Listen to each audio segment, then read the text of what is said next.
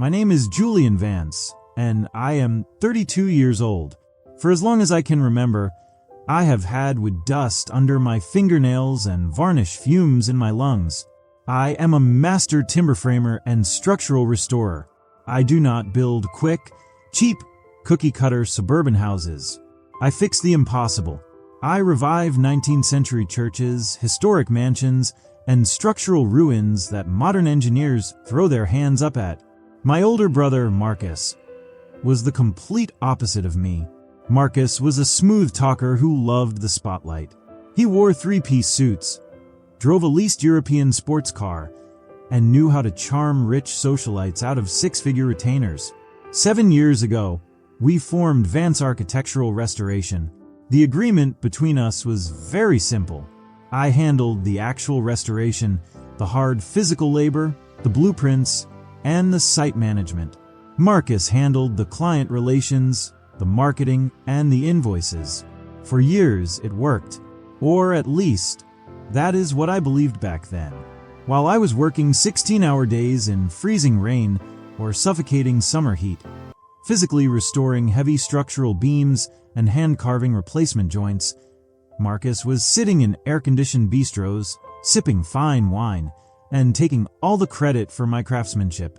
He slowly started referring to me, to our wealthy clients, as his head handman or his site manager, completely erasing the fact that I was an equal 50% partner in the firm. I let it slide for a long time. I was quiet by nature. I preferred the clean sound of a hand plane against fresh white oak over networking parties. I mistook my brother's extreme arrogance for harmless ambition. That was my very first mistake. In the spring of my 31st year, we landed the white whale of structural restoration in our state. It was called the Blackwood Estate. It was a massive 14,000 square foot Gilded Age mansion built in 1888. It had recently been purchased by an ultra-wealthy private preservation group, and the contract was worth $4.2 million. The centerpiece of the entire estate was a massive, load-bearing timber vaulted ceiling in the Great Hall, which had suffered severe water rot over the decades and was on the absolute verge of collapsing. The contract had exceptionally strict and brutal penalties built into it. If the project was not completed and fully certified by a licensed master structural artisan by November 1st, Vance Restoration would face a $500,000 delay penalty and completely forfeit the final $2 million payout. For 18 brutal months, I practically lived inside that cold, drafting estate. I slept on a thin canvas cot in the guest house on the property. I replaced 80-foot hand-hewn oak support beams using complex, historical joinery techniques. I barely saw my friends. I sacrificed my health, my sleep, and my entire personal life to ensure every single square inch of that building was historically accurate and structurally indestructible for generations to come. Marcus, meanwhile, showed up to the construction site maybe once a month. He always arrived with his high-maintenance fiancée, Chloe, trailing behind him in expensive designer heels, complaining constantly about the dust on her shoes and the smell of fresh paint. 3 weeks before the final grand unveiling, I caught Marcus inside our office trailer arguing heatedly with our site accountant. The moment I walked through the door, Marcus quickly slammed his laptop shut and adjusted his tie. I asked him if everything was all right with the budget. Marcus snapped at me, his eyes cold and full of condescension. He told me he was just dealing with high-level financial logistics that a simple carpenter like me would never understand, and told me to get back out there and keep hammering wood. I felt a sharp sting of betrayal in my chest, but I pushed it down. The deadline was only weeks away. I did not have time for stupid ego clashes. The morning of November 1st was absolutely freezing. The grand reopening gala was scheduled for midday. The mayor, the local preservation board, and dozens of wealthy donors were all arriving at 10 in the morning. I arrived at 6 in the morning, dressed in my cleanest ironed shirt and work trousers, fully prepared to conduct the final walkthrough and present my structural certifications to the state board.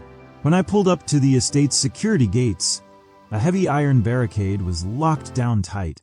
2 private security guards were standing outside in dark uniforms. The security guard at the heavy wrought iron gates did not even look me in the eye. He just held up a laminated sheet of paper with my official photograph crossed out in thick red marker and said 3 terrible words: "You are not allowed." My heart plummeted straight into my stomach. I felt the warmth and blood drain completely from my face. I asked him what on earth he was talking about, telling him that I spent 2 years building the place and that it was my company. The guard cold-shouldered me and showed me his clipboard. Attached to it was a legal notice and an official police report. Marcus had filed an emergency restraining order and court injunction late the night before. The document alleged that I had been terminated from Vance Restoration 3 months prior for severe negligence, financial embezzlement, and intentional destruction of company property. Attached were forged signatures, my signature, on a partnership buyout agreement stating I had willingly resigned and accepted a lump sum payment. I stood there in the freezing morning air, clutching my steering wheel so hard that my knuckles turned completely white. Suddenly, my phone buzzed in my coat pocket. It was a single text message from my older brother Marcus, sent at 6:14 in the morning. "Real Craftsman build from the dirt. Go back to where you belong." Underneath the text was a picture. It showed Marcus and his fiancée, Chloe, standing on the grand mahogany balcony of the $4 million historic estate I had spent 2 agonizing years restoring with my own hands. They were sipping expensive champagne and smiling broadly for the local news cameras. I thought that picture was the most malicious thing my brother would ever do to me. I was horribly wrong. I tried to call his phone instantly. He had blocked my number. I tried to drive straight to our company head office, but when I arrived, the locks had already been changed. When I logged into our business bank account on my phone, my administrative access had been revoked. Over $80,000 of my personal savings capital, which I had floated into the company to buy specialized materials, was completely gone. I sat in my work truck in a desolate, empty parking lot down the street, staring at the heavy rain hitting the glass windshield, feeling completely hollowed out inside. I had given 7 full years of my life, my hands, and my very soul to a brother who had ripped my name off the front door the exact second the final big payday arrived. The months that followed were a waking nightmare. Marcus used the massive media coverage of the Blackwood Estate unveiling to dramatically elevate his personal brand. He was featured on the covers of high-end architectural magazines as a young visionary builder. Chloe posted endless photos on social media of their new luxury waterfront condo, expensive vacations in Italy, and designer clothes. Meanwhile, I was nearly completely broken. Because of the false public allegations Marcus had carefully leaked to local trade networks, no high-end client in the region would hire me.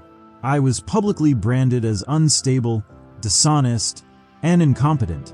I was forced to sell my work truck and move into a dilapidated, rustic barn studio in a small rural town 2 hours away from the city. I paid cheap monthly rent to an old farmer who did not care about city trade gossip or internet news. I survived month to month by doing small, tedious repair jobs for the local farmers.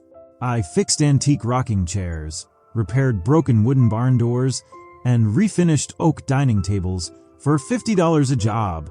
My hands, which had once been praised by master architects across the state, were now covered in small splinters, deep cuts, and rough calluses from working with cheap scrap wood. For the first 4 months of my exile, I was entirely consumed by toxic rage. Every single night, I would lie on my small canvas cot in the back of the dusty workshop, staring up at the exposed rafters, my blood boiling. I wanted to burn his entire life down to the ground. I wanted to march right into his fancy downtown office and tear him apart with my bare hands. But I slowly realized that anger is a terrible blueprint. Anger makes you sloppy, and anger makes you predictable. Around month 5, I stopped raging. Instead, I started observing from a distance. I knew my brother better than anyone else on this earth. Marcus was an extreme narcissist. But more importantly, Marcus was lazy and arrogant. He did not understand actual structural mechanics. He did not know how timber load-bearing limits worked under stress. He did not know how historical lime mortar cured over time. When we were working together on Blackwood Manor, I distinctly remembered catching him trying to secretly order cheap, subgrade pressure-treated pine instead of the expensive, dense white oak explicitly specified in the historical contract. I had overridden his order back then and forced him to buy the right wood. I began to wonder if he ever stopped cutting corners after he kicked me out. I decided to hire a young, brilliant forensic accountant using the very last $5,000 of my remaining savings. His name was Liam, a sharp kid who worked quietly out of a small basement office in the city. I asked Liam to dig deep into the public municipal building records, subcontractor invoices, and material receipts for Vance restoration over the past year. What Liam eventually found made my stomach turn upside down, and then a cold, sharp smile spread across my face. Marcus had not just stolen my company. He had committed massive, systematic, and illegal fraud. To maximize his personal profit margin on the Blackwood Estate and fuel his extravagant new lifestyle with Chloe, Marcus had canceled the expensive high-grade timber orders right after he locked me out of the site. He had hired a cheap, uncertified crew of temporary subcontractors to finish the critical structural reinforcements on the mansion's subterranean foundation and the primary load-bearing vault. He used low-grade, weak structural steel disguised behind cosmetic wood paneling, completely violating the strict historical preservation covenant. Worse yet, he forged my official master structural artisan license stamp on the final safety compliance documents submitted to the state building inspectors.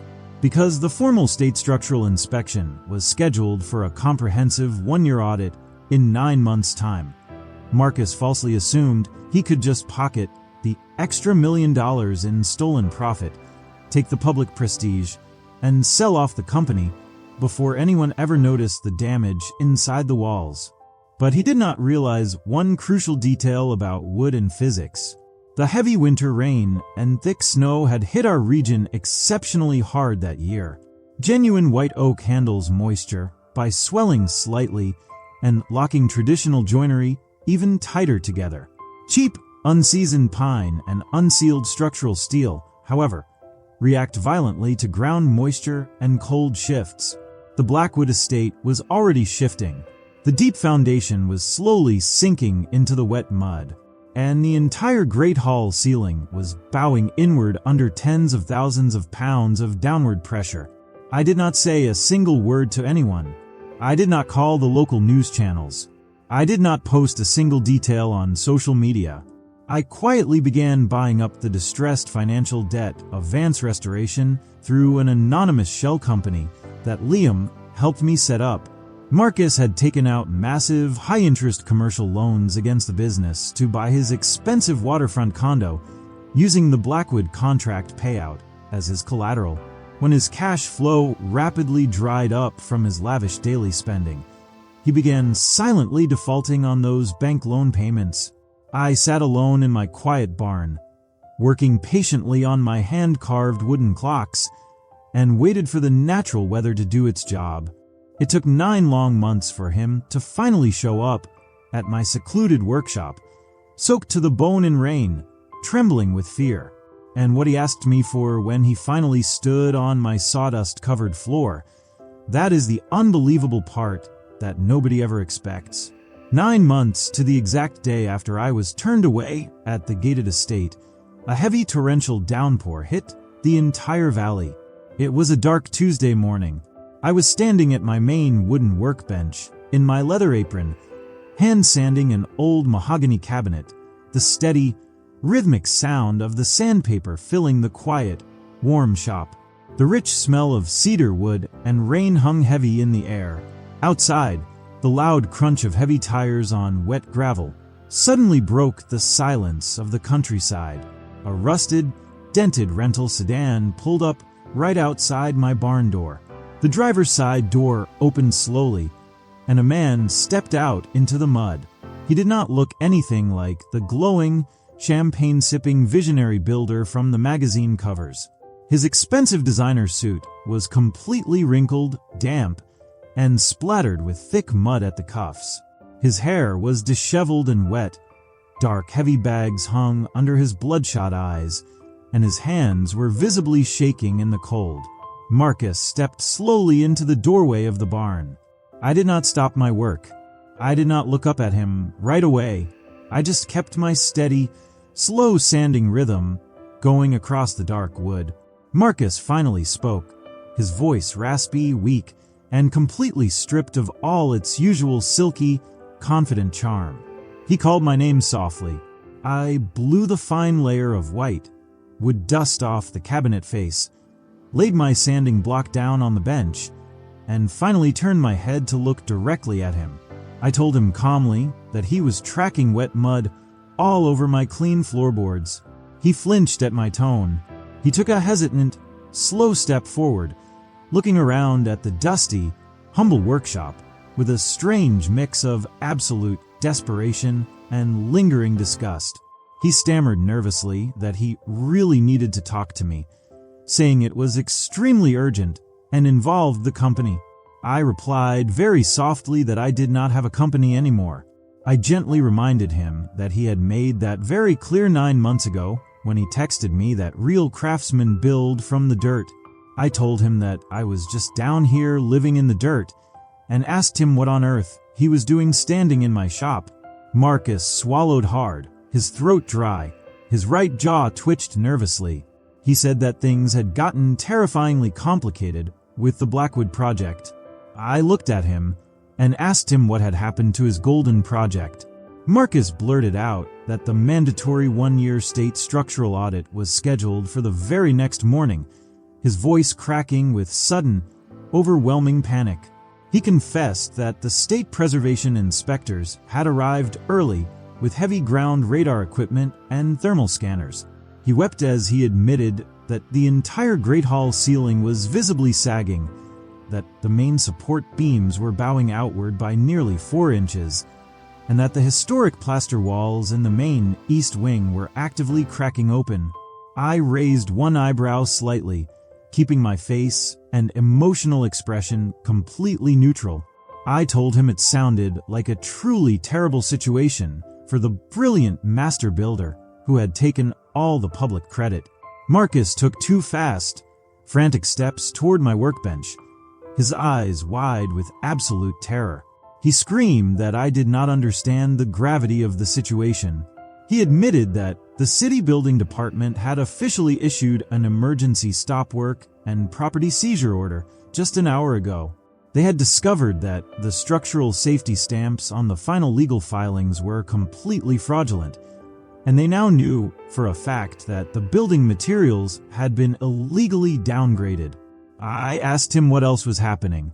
Marcus confessed with shaking lips that the State Attorney General's office had formally opened a criminal investigation that very morning for felony fraud, severe reckless endangerment, and commercial forgery.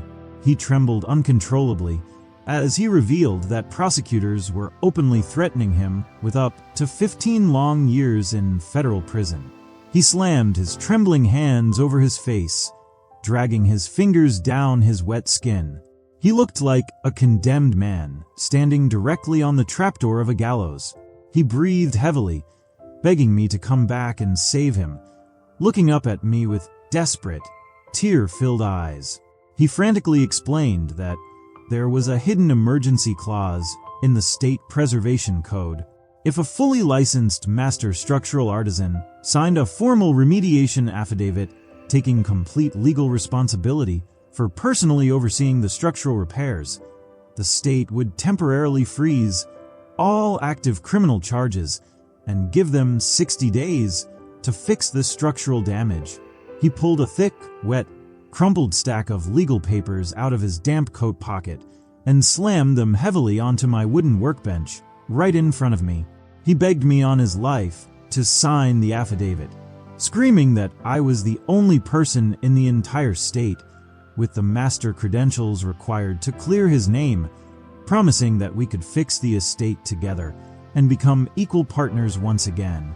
I stared down silently at the wet legal documents resting on my wooden workbench. I looked up and asked him quietly if he had just said the word partners. Marcus excitedly claimed that it would be 50-50, exactly like we used to be. He promised to immediately put my name back on the big building sign, tell the local news press that it was all just a crazy administrative misunderstanding, and swore that he and Chloe would return every single dollar from the business accounts. I slowly picked up the document and flipped through the wet pages. The legal language was crystal clear. If I signed my name to this document, I would be legally declaring under oath that I was personally responsible for site oversight during the original illegal construction, effectively absorbing half of his massive criminal liability and completely shielding Marcus from immediate arrest. He was asking me to throw my entire life into the fire so that he could walk away completely unscratched. Even now, facing real prison time, he still viewed me as nothing more than a stupid tool for him to use and discard. I looked directly into my brother's terrified eyes and asked him where Chloe was. Marcus blinked, completely thrown off by the question. I asked him a second time where his fiancée was right now. Marcus looked down at the mud dripping off his expensive shoes, his face flushing with deep red embarrassment. He quietly admitted that she had packed her bags and left him 3 days ago when the very first grand jury subpoena arrived at their condo, clearing out their joint bank accounts and flying straight back to her parents' estate in Chicago. I nodded my head very slowly. The cruel, poetic irony of his life falling apart was almost beautiful to witness. I then asked him about the $80,000 of my personal money that he had stolen directly from our business bank account. Marcus desperately swore to God that he would work to pay back every single cent, thrusting a gold pen into my face with shaking hands, weeping and begging me not to let his own blood brother go to a federal prison cell. I did not take the pen from his hand. Instead, I slowly walked across the room over to the small wood-burning iron stove sitting in the corner of my shop. I picked up a heavy metal kettle, poured myself a fresh cup of hot black coffee, and took a slow, deliberate, quiet sip. The silence inside the barn was heavy and deafening, broken only by the sound of the hard rain pounding relentlessly against the tin roof above us. I turned around and told Marcus that family is supposed to mean something sacred, but that he had brutally murdered our family 9 months ago outside those locked iron gates. Marcus tried to plead with me, but I kept talking over him. I reminded him that he had forged my personal signature to steal my life's work, leaving me completely broke, disgraced, and ruined while he drank expensive champagne on national television. I picked up the thick stack of wet legal documents off my workbench.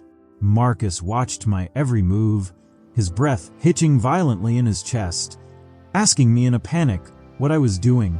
I walked directly over to the roaring wood-burning stove, opened the heavy iron door wide, and tossed the entire stack of legal documents directly into the bright yellow flames. Marcus screamed at the top of his lungs, lunging forward frantically to save the papers, but I caught him firmly by his heavy shoulder and effortlessly pushed him back onto his rear with one arm. He watched in absolute horror as the legal paper caught fire, curling up into black ash within a matter of seconds. Marcus shrieked at me, asking if I had completely lost my mind, crying out that I had just signed his official death warrant and sent him straight to prison. I calmly looked down at him and told him that he had signed his own death warrant the exact day he decided to cut corners on a massive load-bearing ceiling just to buy a luxury waterfront apartment. I told him not to worry so much, because he would never have to worry about running Vance Restoration ever again. Marcus stared up at me from the cold floor, trembling uncontrollably, asking me what on earth I was talking about. I reached deep into my leather apron pocket, pulled out a neatly folded piece of official legal parchment, and laid it down completely flat on the wooden table in front of his face. I leaned down and whispered to him that 2 days ago, my private financial holding company had officially purchased 80% of Vance Restoration's defaulted commercial debt directly from the central bank. I told him that I had personally bought the active mortgage on his downtown office, the legal liens on all his construction equipment, and that I now officially owned his entire firm, every single brick, every steel nail, and every work truck. Marcus's bloodshot eyes went as wide as saucers. His mouth opened wide to scream, but no actual sound came out of his throat. I clearly explained to him that as the sole legal owner and primary creditor of the business, I had personally filed a formal corporate declaration with the state prosecutor early that morning.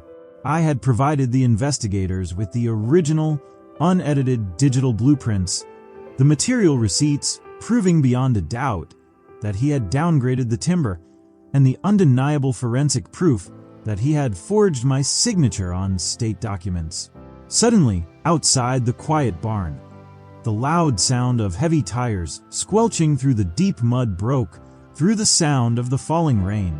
Bright red and blue police lights began flashing vividly through the frosted glass windows of my workshop. Marcus spun his head around, staring at the front door as if he had just seen a ghost walk through the wall. 2 state police cruisers and a dark unmarked sedan pulled up directly behind his rental car. 3 uniformed officers in heavy yellow rain slickers and a tall gentleman in a dark trench coat stepped out, walking deliberately toward the barn entrance. Marcus completely collapsed onto his knees, right there on the dusty floorboards, slamming his hands over his face, sobbing hysterically like a child. He begged me with everything he had left to tell the officers that it was all just a terrible accident, pressing his wet forehead directly against the leather of my work boot. I stepped backward, pulling my boot smoothly away from his desperate grasp. The heavy barn door slid open with a loud wooden scrape. The lead police officer stepped inside, pulling a pair of cold steel handcuffs from his tactical belt, and called out authoritatively for Marcus Vance. Marcus could not even stand up or speak a word. He just lay flat on the cold floor, weeping uncontrollably, his lifelong arrogance completely shattered into fine dust.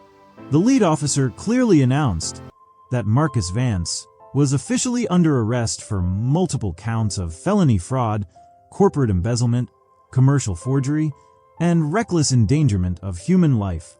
The officer stepped forward, pulled Marcus roughly up by his arms, and snapped the heavy steel cuffs firmly around his wrists. As the officers slowly escorted my shaking, weeping brother out into the pouring rain toward the waiting police cruiser, the lead investigator in the trench coat paused at the door and looked back at me. He asked if I was Mr. Julian Vance. I looked him dead in the eye and replied that I was indeed Julian Vance. The chief investigator shared with me that the State Preservation Board had thoroughly reviewed my original untouched blueprints early that morning, and that they knew for a fact I had absolutely nothing to do with the dangerous structural failure at the property. He then formally told me that the state wanted to offer me an emergency high-value contract to lead the complete structural rebuild of Blackwood Estate, entirely under my own independent business name. I took a deep, long breath, feeling the crushing weight of 9 long months of pain, rage, isolation, and betrayal lift off my chest like heavy timber. I looked at the investigator, smiled very faintly, and told him that I would gladly take the job, but made it clear that this time we were going to build it right, from the foundation all the way up. It has now been 2 full years since that cold, rainy morning in my barn. Marcus is currently serving a strict 7-year sentence in a state federal prison, and Vance Restoration was legally dissolved forever. replaced completely by Julian structural conservation. I personally spent the last year rebuilding the Blackwood Estate Great Hall with my own crew. It took a mountain of hard work and dedication, but today, those solid white oak vaulted beams stand stronger than anything else in the country, built with real integrity to last for centuries. I learned a powerful lesson during those cold, lonely months in the exile of my small workshop. Pride and arrogance can easily build magnificent structures on paper, but only genuine honesty and integrity can keep the roof from caving in on your head.